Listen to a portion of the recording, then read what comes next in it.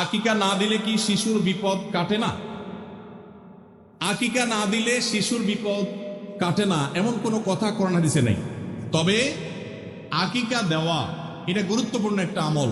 আল্লাহ কাউকে পুত্র সন্তান দান করলে 2টি ছাগল, আর কন্যা সন্তান দান করলে 1টি ছাগল জবাই করা, এটা নবীজি সাল্লাল্লাহু আলাইহি সাল্লামের সুন্নাহ। এটা জন্মের 7ম দিনে, না হলে 14তম দিনে, না হলে 21তম দিনে করবেন। সেটাও যদি কোনো কারণে না হয়, পরে যে কোনো সময় করলেও আদায় হয়ে যাবে। এমনকি কারো শিশু কারো যদি আকিকা দেওয়া না হয়, বড় হওয়ার পরে তার আকিকা দিলেও আদায় হয়ে যাবে।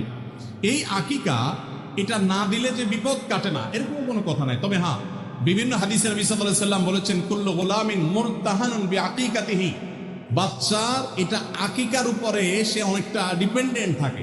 এই হাদিসের ব্যাখ্যায় অনেক মুহাদ্দিসরা বলেছেন, আকিকা না দিলে, আকিকা দেওয়ার ফলে সে বিভিন্ন ক্ষয়ক্ষতি থেকে বেঁচে থাকতো। অনেকে বলেছেন শয়তানের কুমন্ত্রণা থেকে বেঁচে থাকে আকিকার মাধ্যমে, এটা থেকে সে আর বাঁচতে পারে না, ওই ক্ষতি তাকে স্পর্শ করার সম্ভাবনা থাকে। তবে কেউ আকিকা দিতে পারলো না, অন্য কোনো আমল করলো তার সন্তানের জন্য, আল্লাহ তাআলা তাকে সেভ করতে পারেন। এমন কোনো কথা নাই যে আকিকা না দিলেই তার সন্তানের বিপদ কাটবে না। তবে আকিকা দেওয়া উচিত, এর মাধ্যমে সন্তান নানাভাবে উপকৃত হয়, নানাভাবে সেভ থাকে, নিরাপদে থাকে। আল্লাহ আমাদের যাদের সামর্থ্য দিচ্ছে তাদেরকে আমল করার তৌফিক দান করুন।